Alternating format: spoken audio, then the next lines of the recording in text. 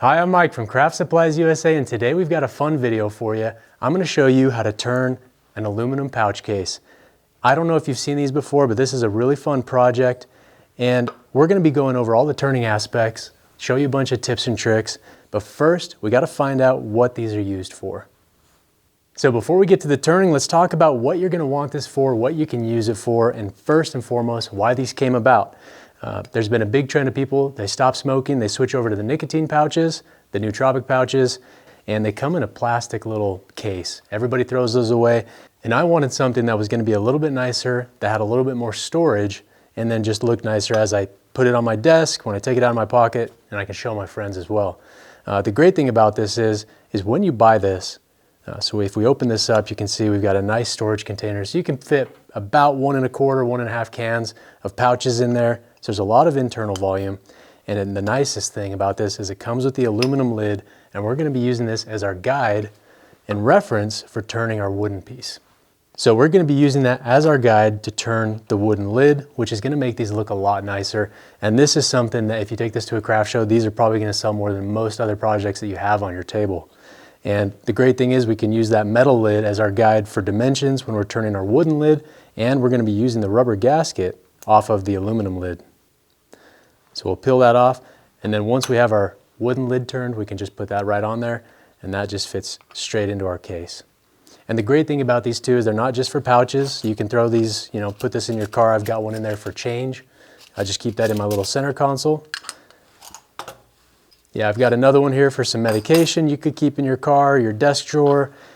And then this one here, this is the one I carry every single day. I wanted to make this more of an heirloom one. That's really cool looking. And then it's got my pouches in it. So there's a bunch of different things that you can put in these tins, and the options for turning these, honestly, it's endless. You can combine so many different materials, and the great thing is it doesn't use a lot of material. So any of those little cutoffs you have, you can make a really cool lid, and if you just have something small, you can add an inlay like this Fordite here, and it just sets the piece off. So grain orientation really doesn't matter on this project, but we can use all those little scraps we have sitting on the shelf and turn something really cool that also sells well. So now that you know what these are used for, let's go over all the ones we have out here on the table, give you some ideas, get things going in your head, start thinking about different project ideas or material ideas for this project, and we'll give you a little bit of a close-up here. So this one here, I had this scrap of black and white ebony sitting in my toolbox for about the last 7 or 8 years, and I finally found a use for it for this. And I think having that end grain black and white ebony really sets this piece off, especially on the black anodized aluminum. So this one here is a piece of end grain oak with those medullary rays running through it. Really looks good. I think the green sets it off. I think that's a good combination. And you can see on the profile on this guy is I left this nice and flat, and you can play around with having a slight dome to it or just leaving it flat. But I think that looks pretty good. Got a piece of stabilized koa here, some nice figure in the piece. I might buff this one to get it just a little bit glossier. It's not as shiny as I'd like this piece to be, but I think it still looks pretty good. And the great thing about this too is it's about 1/4 inch thick by 2 1/4 or so. And a lot of times you have these cutoffs that are just really weird thin sizes. You can't really use them for any other project other than like box lid inlays and things like that. And this is where you can really use those scraps and maximize your value out of the wood. This one's a really cool one. So this is a nice piece of really figured maple. This one was actually in the firewood pile. I pulled it out because it had enough cracks going through it that I knew I could get just the right size of piece out of it, and it was really, really thin. So we didn't have a use for it. So I turned the lid out of that, and then I threw in a piece of Fordite. I had this tiny little chunk of that. It was about 1/8 of an inch thick, and this is actually from the Jeep factory. And the colors with the green case and the maple just really set that off. I think it looks pretty good. And then this one's my favorite. This is one I turned for myself. I wanted something that I could have in my pocket every single day. It would be kind of a bit of a conversation starter. This is an 1881 Morgan dollar, so it's got a lot of history in the coin, and then I've got a beautiful piece of English walnut going around on the border. And I went with a really nice matte finish because this coin has a matte finish and it'll patina over time. And as this is in my pocket every day and I'm using it and sweating oils off my fingers, that walnut will get a really nice patina on it as well. And the coolest part too is when I turned this, I really wanted to make sure that I could see the back side of the coin. So I cut through the back side so we can still see both sides of the coin. So I think if you had something like this, you know, you could sell this for a ton of money at the craft fair, and this is something that is just going to be kind of an heirloom item. And if you ever get caught south of the border and you need some emergency money, you can always pop this coin out and sell it. So now that we've given you some really good ideas, let's get the lathe set up. I'll show you how to turn this and show you how easy it is as well. All right, so we're at the lathe. We've got our chuck on here, and this is the blank we're going to be turning this out of today. This is a piece of cocobolo, and this is a side grain orientation. So once we put this in our lid, this is the face that we're going to be seeing here. And as far as grain orientation, it really doesn't matter. End grain cocobolo looks gorgeous, side grain cocobolo looks gorgeous, and there's a lot of woods, which gives us a lot of possibilities. Because we don't have to really rely on the grain orientation for this project, it opens up a lot of possibilities for the types of materials we can use. Like the ones we just showed you, that end grain red oak, seeing the medullary rays going through it looks really, really cool, and it's a fairly inexpensive wood, and we're using such a small piece. This is a cutoff one I was saving for a box lid inlay, but this will actually work great for this project.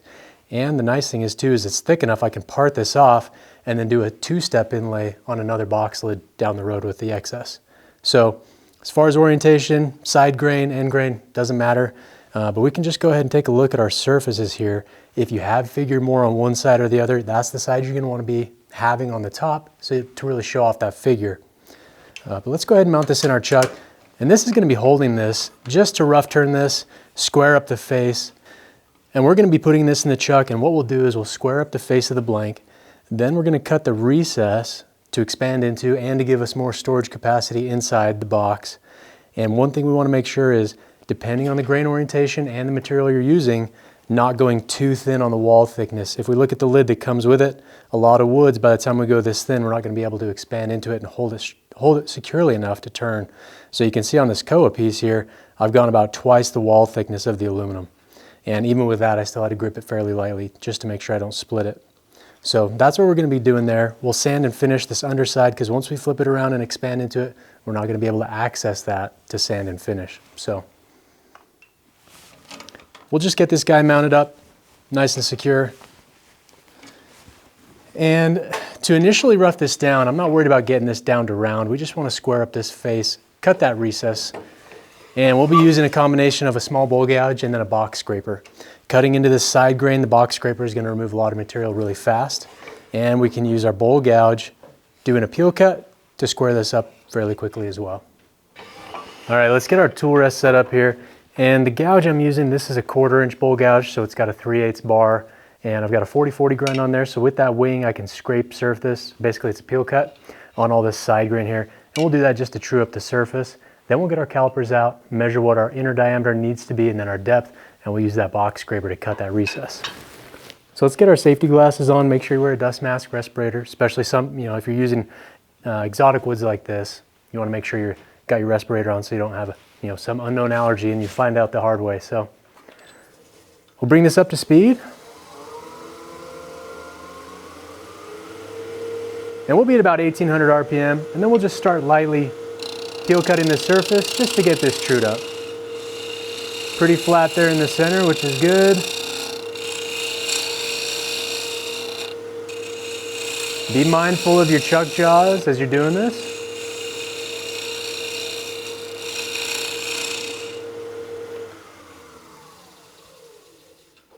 All right, that's going to be square enough for what we need, but the figure and color in this wood is just unbelievably gorgeous. So I'll grab my calipers, and I'm going to set that just slightly smaller than the inside of that aluminum lid there. That's going to give me the wall strength I need for this box. Being a side grain piece, I could go a little bit thinner if I wanted to, but that's going to be a good place to start. And with our calipers here, we can just put this up against the workpiece directly with this left leg. We don't want to engage the right leg, or else it'll catch and flip over and could chuck it at you. So we want to make sure we just have this to where the left point's touching. And you can see that line moving over as I bring it to where those two lines meet up with the points. So that's where it's marking, and that's where the other side's showing, and that's directly in line with that opposite leg. So that's going to be a good place to start. We'll start out with the box scraper, and then as we get this roughed out, we can open it up if we feel like we want to, or we can leave it fairly thin there. So bring this back up to speed. Let's check our tool rest height. That's going to be perfect for our box scraper. And cutting into side grain, this tool is going to excel.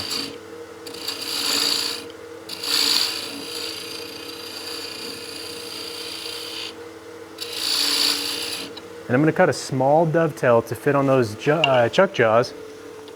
Once I flip it around, I'll be using these extended pin jaws, and they have a slight dovetail on here, so we will cut a slight dovetail into our piece.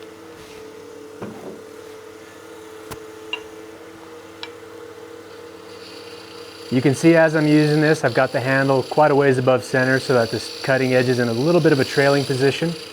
And that's going to slightly reduce how grabby this tool is, especially on a dense exotic like this. If I keep it flat, it's going to be more aggressive and remove more material quicker.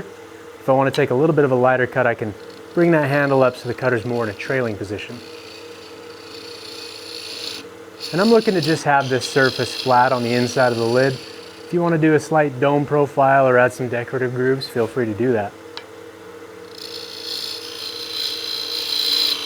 So it's kind of hard to see which line is what we need to turn to, and that's going to be it. So let's use the pencil there to mark that. And to cut that small dovetail recess, I'll be going to my skew negative rake scraper here on a slight angle. So I'm not parallel or in line with the bedways. I'm going to be slightly away from me, and that's going to give me that angle I need for my chuck jaws.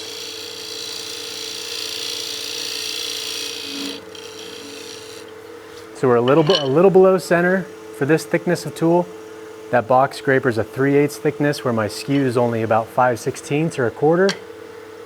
And then I also want this in just a slight trailing position, just to clean up the surface and give us a really good cut.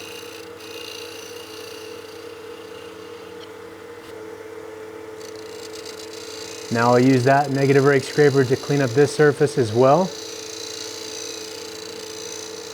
And we should have a very clean surface that we won't need to sand very much. Let's take a look and see how that cut's progressing. Very clean surface. I've got a little bit of a high spot here in the center, and I will go a bit deeper here just to remove some weight in the lid. I don't want it to be too heavy and make it feel unbalanced as well.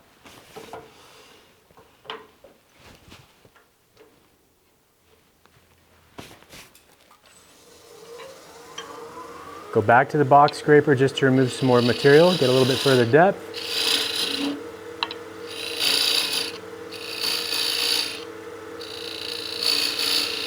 I think having a small step in there is a good little decorative design. I think I'm going to leave that in there.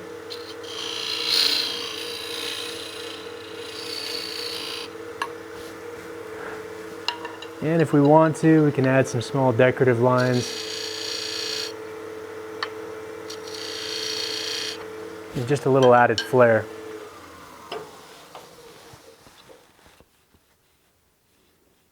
I like that. Just a teeny bit of a high spot there in the center. I'll just hit that one more time, and then this is ready to sand.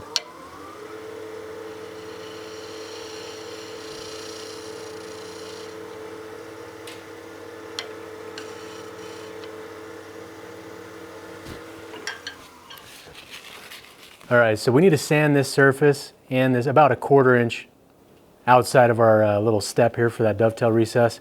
So let's sand this and we'll finish it, because once we flip that around, we won't have access to it. So we've got a super clean surface off the tools on these dense exotics. So I'll start sanding with 320, see if that cuts the way I need it to get the surface refined. And if that's not working, we can always drop it back down. But I'd rather do that than start out too coarse. If I came in here with 120 grit, then it would take me a lot more time to sand all those really deep scratches out. And we dropped our speed down, about 500-600 RPM. These dense exotics, they are prone to heat checking, and the heat just kills our paper. So we want to make sure that our paper lasts long enough to get our use out of it and not wear out too early. And then I like to, on these ones, I know I'm going to go for a high gloss finish. So I want to get rid of the radial scratches from our paper. So I'll stop the lathe and just sand by hand.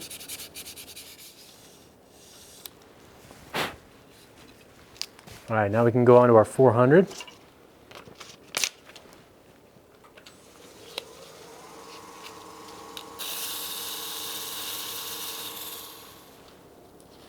Okay, that looks good there. Now I'm going to go on to the Merlon. This is a 1500 grit. You could definitely step it up 800 and stop there depending on the material you want and the gloss and surface finish that you want. I want to get this sanded up really high so I have a really high gloss finish. And as far as finishes go, there's so many different things you can do, and it's all going to depend on the material you're using and then what the finished look is. If you want a super high gloss or if you want something more matte, more of a matte sheen or a super high gloss. So with a piece like Koa like this, I've got a pretty good gloss on there. I buffed the surface, it's stabilized. So just buffing it with Triple E and then Carnauba and the white diamond, get a really high gloss. You know, a CA would be a really good finish for durability's sake. But I like the matte finishes on stuff like this where you're gonna have it in your pocket because it will develop a patina over time. So with this guy, we will sand it up to a really fine grit. We'll throw a little bit of oil on there and it's gonna be glossy for a little bit, but it will start to matte out and develop its own patina over time as well in this Cocobolo. So let's turn this on. We'll sand this with the Merlon. This is the 1500 grit.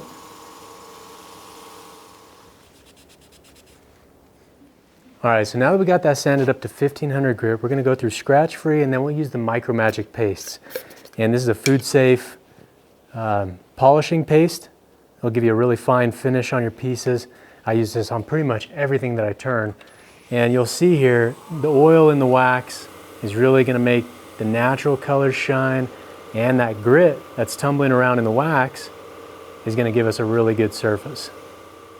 So we're using a little bit of heat and friction here to melt the wax and allow that grit to tumble and polish the surface. All right, so now that we've polished that area, let's grab a clean section of the rag and we're just gonna use this to remove any excess wax and excess grit because we're gonna go into a finer grit. We don't wanna leave a bunch of coarser material on the surface. So I can set that off to the side, and the Micro Magic is a 3-step polishing system, and depending on the gloss level you're shooting for, you can go all the way up to 3. So if you want a super high gloss, we can go all the way up to number 3, or if you're looking for more of a matte sheen, you could stay just with the scratch free or just up to number 1 or 2. But take a look at the gloss level as you're polishing the piece and see if you want to go higher or stay at that lower grit. Let's take a look at our surface here. So you can see how we've enhanced the natural colors in the wood, made them really pop, allowed them to show. And we've actually got a little bit of figure in this piece too that I didn't see when it was rough. So we've got nice crisp details in there. I think I might just stop at number 1. That's gonna be about the sheen that I want. It's a little bit of gloss, but more of a satin. And I think over time that's just gonna really get a good patina on it.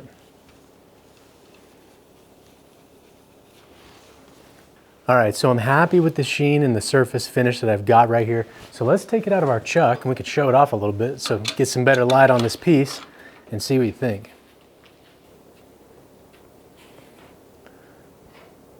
So we've got some nice added decorative details with those little grooves in the shoulder. Then we've got that nice dovetail to mount on our chuck jaws. So I'm really happy with this, and the grain structure and color in this piece is absolutely gorgeous. So let's get our chuck off the lathe, flip it around. And like I said earlier, we're going to be using the extended dovetail jaws, or extended pin jaws, sorry, on this VM100. Nice thing about this is it'll get the workpiece away from the chuck body, give us a little more clearance, and it's a good way to mount this. So let's close up our jaws so we can get over into that dovetail, and then we can open it up. And I want to look at my grain direction. I want to have the gap between the jaws basically in line right there with the grain. The grain's running this direction, so you can see it lines up good with our chuck jaws. And then we'll just snug it down. We don't need to go crazy tight. We're not doing super heavy cuts. We want to snug it up on there. We can do the cuts we need, but not too tight to where as we remove material and we get thinner and thinner, then your piece cracks because it was under too much tension. So now that that's mounted up, let's get our tool rest set up, and then we'll rough this down and get this to round, and we'll start getting our overall dimensions we need for the little rubber gasket, and then getting this to fit inside the lid. All right, so we've got this mounted on our chuck jaws, expanding into that dovetail recess that we cut, and that's gonna hold it nice and secure for us. And I was just checking the overall thickness of the lid that we need. I can actually get 2 lids out of this. So while I have this here, I'm gonna square this face up and cut another recess so I can chuck this up later and turn another lid out of the same piece. And because of the grain orientation here, there's something we need to keep in mind as we get this to round. So right now, these are the straws are representing the grain structure of this timber. So you can see the end grain there. So as this is spinning, we're hitting end grain and side grain. And as we cut across this to round it down, we want to be careful cutting out here on the edges because the fibers are unsupported. And as that tool comes across, let's say this is our bowl gouge coming across these end grain fibers, as the tool hits that, it's going to tend to break those out and splinter that, and I don't want to splinter it down here on this finished surface. So I'm going to be cutting from the outside towards my right, and I'll stop about halfway, and then I'll do the same thing from the right side to center. That way I'm not tearing out these fibers. So that's just a good way to think of that grain orientation whenever you're turning a piece. But let's square up this face, and we'll cut the recess so I can reuse the other half of this plank.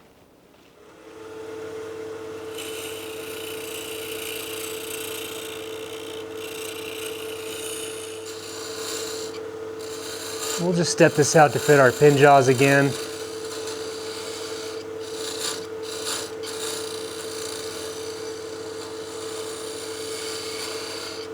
And I don't want to go too deep because I don't know exactly how thick of a piece I'm going to have once I part that off.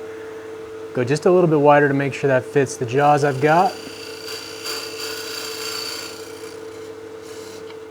All right, let's start rounding this out. And again, like we talked about, we want to be mindful of where the end grain fibers are. That way we're cutting to center and we're cutting fibers that are supported so they won't break out.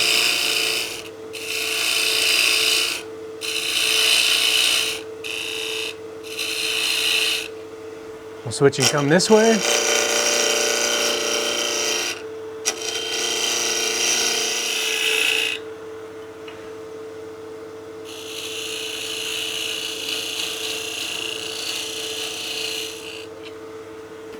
All right, let's mark our width for the lid, or the thickness of our lid. That way we can mark that and then part this piece off and use it again later.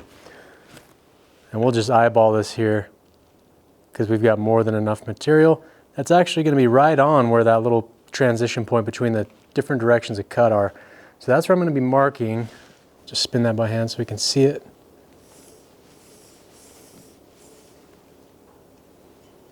Get a nice dull pencil.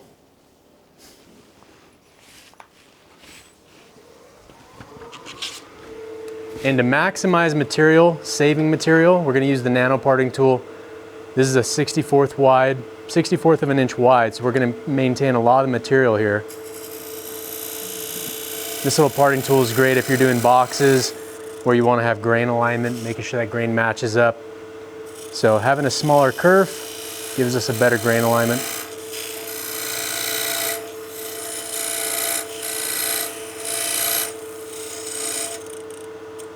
Just step that over just a little bit to give myself a tad more clearance so we're not binding on the blade. And before I do that, I'm just going to chamfer this edge so I can catch this piece and not get cut.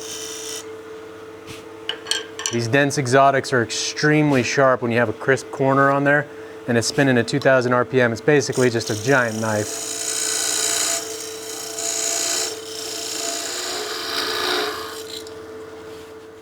And now at this point, I'm really far in the blank and I'm getting pretty far over the rest for this thickness of tool. So we'll just get a small handsaw and cut that piece off.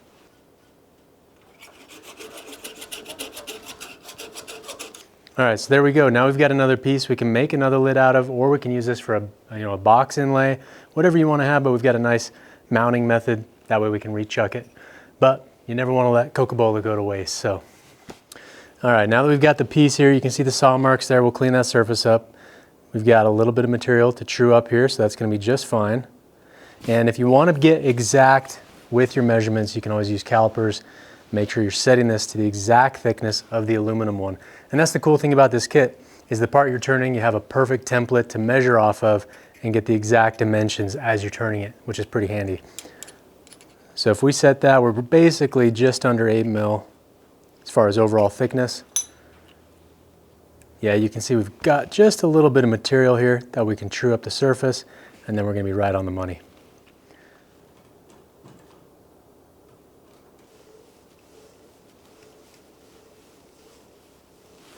So mark the overall height for our piece, and then let's set our overall diameter that we need. And I don't know if you can see this here, but it is a step design here.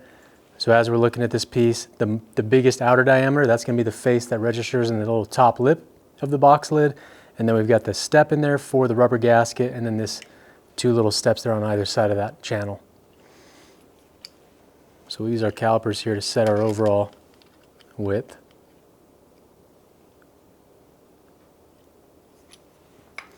It's 53.8 mil.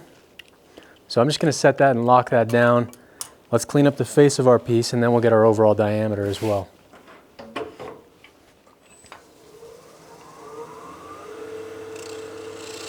So the wing on this smaller gouge is basically peel cutting the surface because we're cutting into side grain.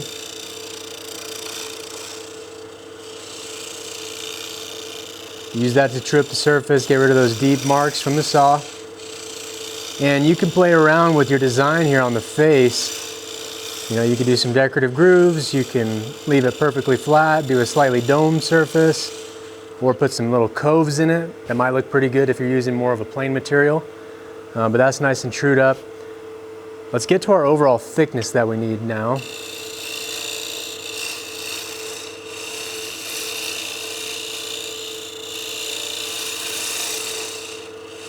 And I'll leave it just a hair wider than I need, and then we'll negative rake scrape the surface just to clean it up.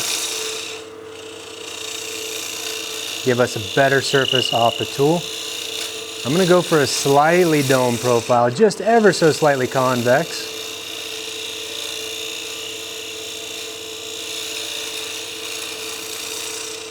So we'll leave that for now. Let's establish our overall diameter.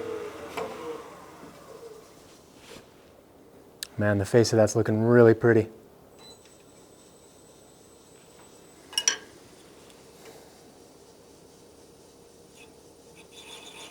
So the speed's going really low because I don't want to damage these calipers.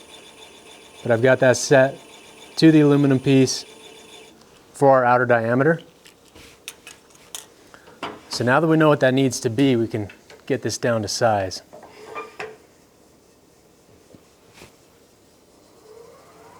And again, same thing, we want to be mindful of the grain here. We don't want to go all the way through. Go about halfway.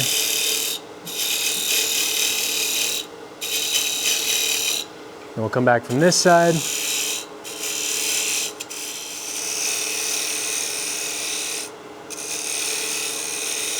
And as we're getting this smaller in diameter, now you're about to find out whether you've over tightened the chuck or over expanded the chuck jaws, especially if you're doing end grain oak. Doesn't have a lot of support once we start getting thin like this and you're trying to expand into it. That to rest just a touch closer. And this is where those pin jaws really come in handy because we're further away from the chuck body. And if you don't have these chuck jaws, you can still do this project. I would just do, you know, a small wooden blank turn to fit the recess that you cut, just a jam press fit. That'd be another way of doing it without getting the chuck jaws if you don't have them. Okay, and we're getting close to our caliper marks. So now I'm going to go to my skew as a negative rake scraper here, just a touch low on height. And we're just going to square this up and make it flat across. Very light cuts because that end grain is spinning around directly onto the cutting edge. I don't want to splinter this out. And we're just looking to true this up and get a nice square flat surface.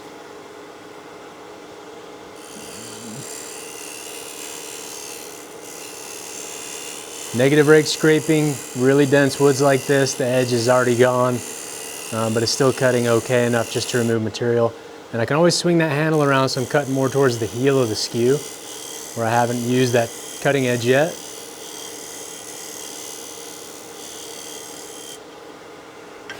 All right, and the cool thing about this too is now we can get this pouch tin here and just check it out and see if it fits. So it is just ever so slightly oversized, and we'll go just a couple more cuts.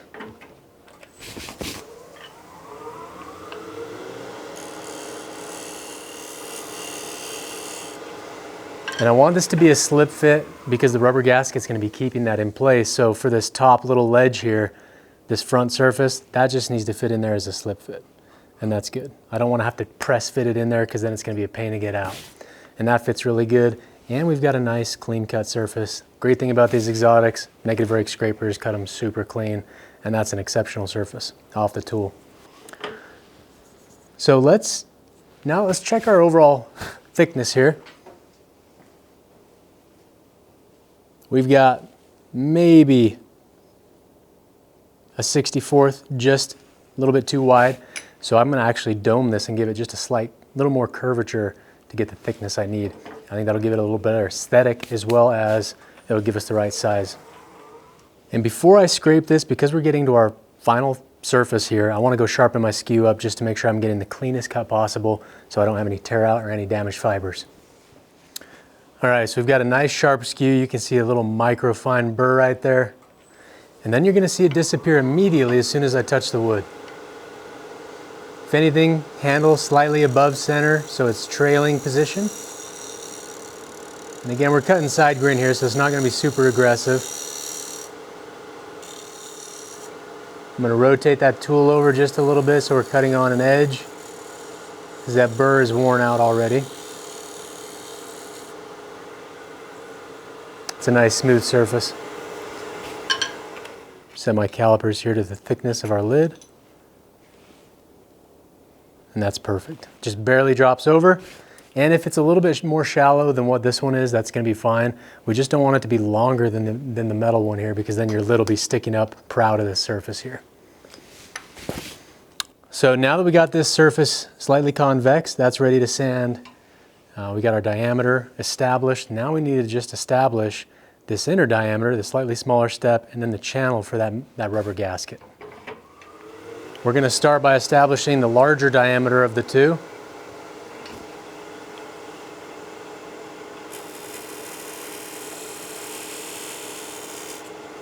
And I'll just use that skew to just step this material down.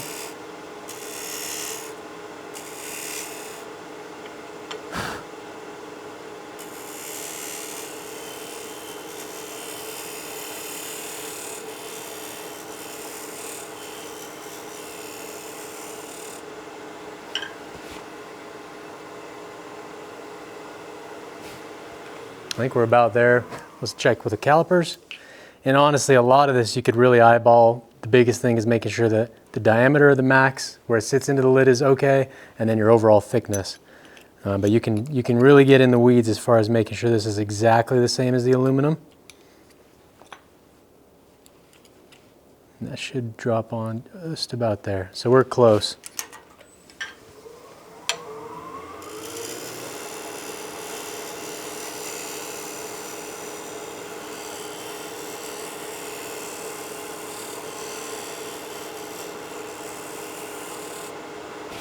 Okay, now we're going to grab a narrow parting tool. This one's slightly wider than the nano parting tool, but it's essentially 2 kerfs width is the exact width I need for my channel.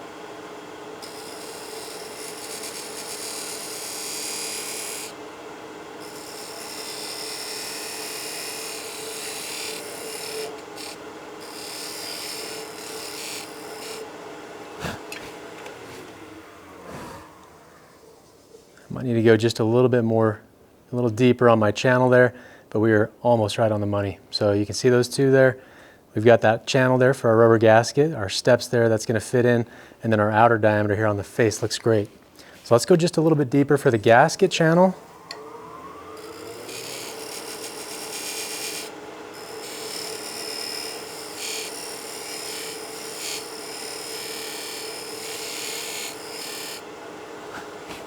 And that is going to be ready to sand.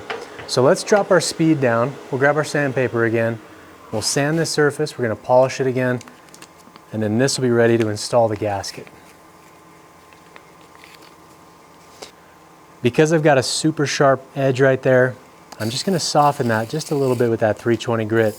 I'm not really rounding it over. I'm just removing that razor sharp edge on the wood, because it's surprising how sharp wood can get. Just folding my paper up to get down in the channel without deforming any of the shape that we've got. And I'm not too worried about getting the most absolute perfect channel surface down there, because it is going to be covered up by that gasket. Again, make sure you wear your dust protection when you're sanding, especially these exotics. A lot of people are really allergic, especially to cocobolo. So make sure you wear your dust mask. And then same thing with the radial scratches. So you can see the scratch pattern there. Goes in a circle because as we hold the paper here, this thing's spinning, right? So we're just gonna sand across the face as we rotate it just to get rid of those. Because as we buff the surface, it's just gonna keep those scratches in there if we don't get rid of them right now. All right, let's go to our 400 grit now. And again, sanding speed, we wanna keep the speed down, 500-600 RPM. Don't wanna overheat the piece. And it actually sands more efficiently and better the slower the speed. One thing I've found too, it's pretty handy on pieces like this where it's either just slightly convex or it's perfectly flat. I like to get my disc holders actually and get the pad that I'm sanding with. This is a 320, but I like to actually just hold the pad in my hand and use that as a foam block. It's a good way to do that. So let's sand this across the grain here.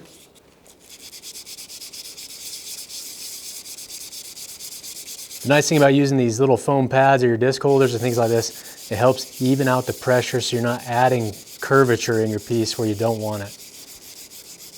Same reason you use a foam sanding block on flat work. Well, that grain's really popping. I really like these dark streaks that go through there. That's really pretty. Let's sand it with the Merlon again. This is a 1500 grit.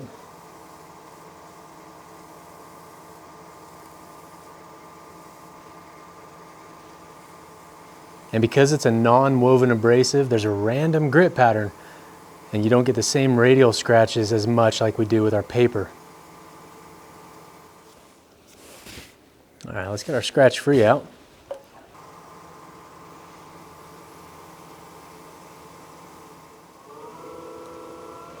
Now that we got that initial wax on there, I'm going to turn up the speed and really give it a little bit of heat. Try and polish the surface, especially the face here, as much as I can. I'm not too worried about the gloss on the side here that's actually in the can. Once it's assembled, I'm just going to leave that. But I do want to get as good a surface as I can right here on the face.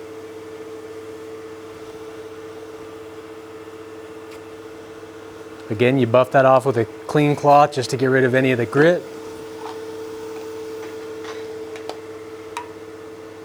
Then we're going to go to that Micro Magic.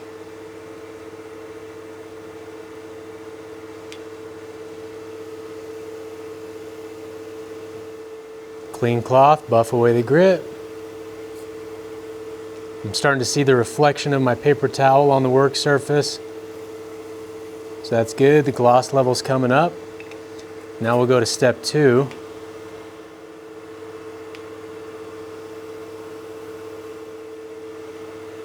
And then we'll go on to step 3.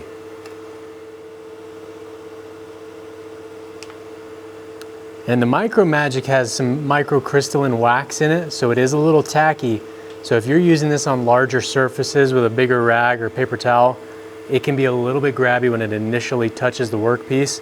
So if I'm doing anything bigger or if I have a bigger cloth I'm trying to hold on to, I'll always stop the lathe and rub it in by hand and then polish it with the rag after.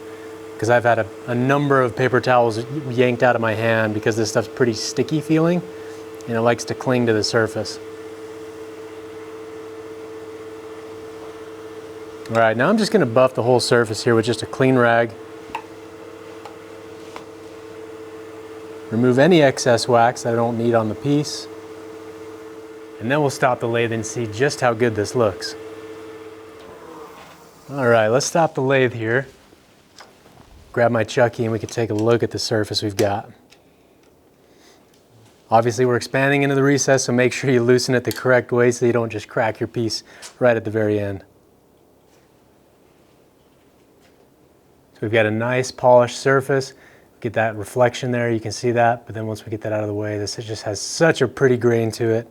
And if you wanted to, you could throw a little bit of oil on the top, whatever you want to do, but with this dense of a wood with a high oil content, I'm just going to polish the surface and then call it good. You could always spray lacquer it, do a CA finish, whatever you want to do, but I want just a natural wood feel with a nice high gloss that'll give a nice rich patina over time, especially as the cocobolo oxidizes a little bit. Should get some more color too. All right, so if we take a look at our piece here, we've got the proper channels cut into it that we need to fit into our lid. And then you can see we've got a nice decorative bit on the bottom there with those grooves, and a nice way too with that dovetail recess there. Over time, if I use this and it starts getting beat up, I can always rechuck this, polish it out again, whatever I need to do. But it just looks really nice on the underside and on the front. So really happy with this. Let's get this thing cleaned up. We'll get the table back out, show you how to assemble the rubber gasket onto the lid, and then we'll show you how it looks.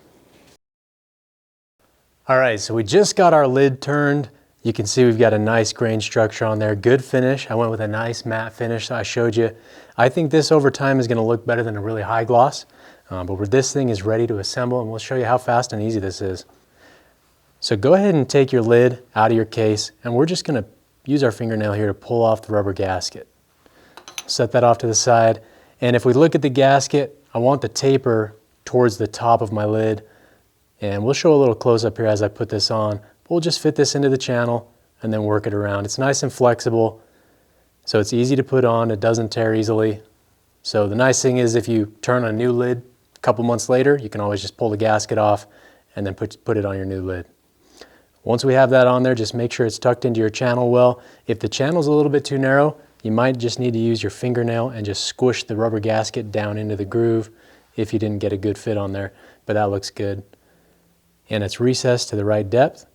And then all you got to do is just put that in your box and then orient it depending on how you want your grain alignment with the little cutouts there. And that's going to be it. So once that's in, now this is ready to use. Fill it up with whatever you'd like to. And you can always use this storage compartment underneath here for more pouches, or you can use that as a little discard tray. And this is just a fun little project. It's fairly inexpensive. You can use up all those nice scrap pieces of wood you have. All right, so your pouch case is now complete, ready to sell at the next craft show or give it to a friend or use it yourself. But in this video, we covered how to turn the lid, what it's used for, how to maximize all those little scrap pieces you have sitting on your shelf. But if you have any questions, comments, go ahead and leave that down in the section below. And as always, if you want to watch more wood turning videos, go ahead and subscribe to our channel.